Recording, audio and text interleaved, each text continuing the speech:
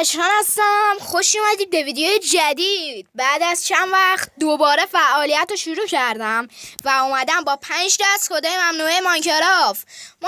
بازی خیلی محبوبیه و اگر پارتای دیگه کد ممنوعه رو میخواید حتما لایک، ساب و حمایت انرژی بدید.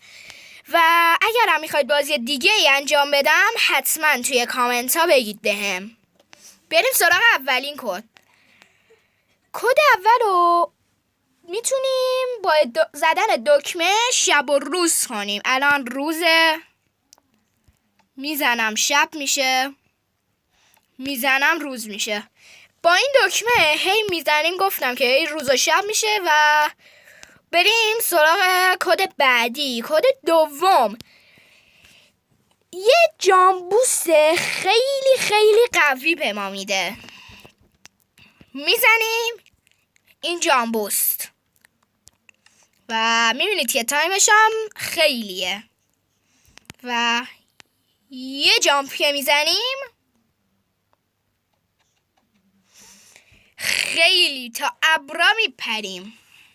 و یه بار دیگه نگاه کنید، ارتفاعمون الان -60 تا 212 میپریم. خیلیه.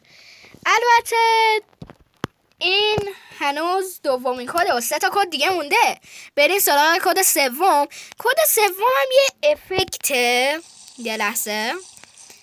خب کد افکت اسپید، این سرعت خیلی زیاد. یه لحظه میزنم.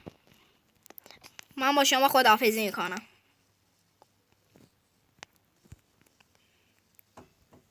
وای خیلی سرعتمون. تو ثانیه میتونید 50 تا بلاک برید. و بریم سراغ کد چهارم. میبینید من 2 تا گذاشتم، دلیل داره. کدمون هست یه سری چیز مینویسید، بعد چیزی که میخواید میزنید رو صفحه مینویسید. مثلا شما مینویسید ولکام، خوش اومدی، میزنی مینویسه خوش اومدی. ولی شما ساب کنید حتما، لایک کنید حتما، حمایت. و کد آخر و بچه آخر رو پاری کردم. کد آخرمون چیزی نیست جز شینسین زدم XP میده. و الان من یه لحظه نیاز سروایول کنم. خب الان میبینید هیچی لول من ندارم. بچه تم اینجا خوشگل است. هیچی XP ندارم. اینو میزنم 275 تا میده.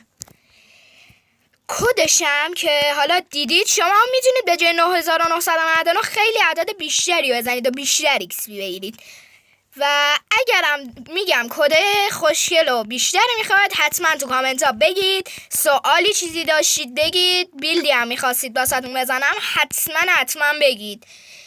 و اگرم میخواید حالا بدوارز اینو بذارم که اوکی بگید حتما تو کامنت ها.